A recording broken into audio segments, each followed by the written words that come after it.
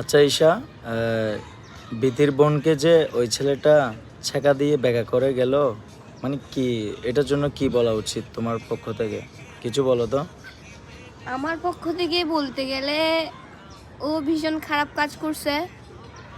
ও মানে তিশা আপু নিজের থেকে মানে মন থেকে ওকে মানে কাছে পাইতে চাইছে, বাট ও মানে টাইম পাস ছিল।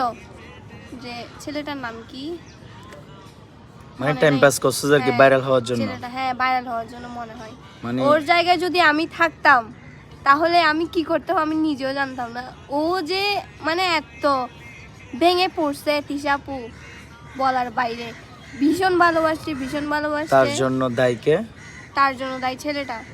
হ্যাঁ, ও তো মূলত ভাইরাল হওয়ার জন্যই এগুলো করছে, যে তিশার সাথে মানে টাইম পাস করছে, যে ঠিক না? হ্যাঁ, ও তো তো এটা বুঝতে পারে নাই। এগুলো তো করা উচিত হয় নাই, ঠিক না? হ্যাঁ, তো এটার জন্য তুমি কি বলতে চাচ্ছ যে আমি হুম কি করা উচিত ওদের এখন? মানে তিশা আপুর কি করা উচিত? ওর ছেলেটা তো বিয়ে হয়ে গেছে, এখন তো আর কিছু করার নাই। তিশারও উচিত আর একটা জীবন সঙ্গী। হ্যাঁ ফিউচার মানে লাইফ পার্টনার আরেকটা করার, ওইটাও মানে বাছাইকৃতভাবে করার।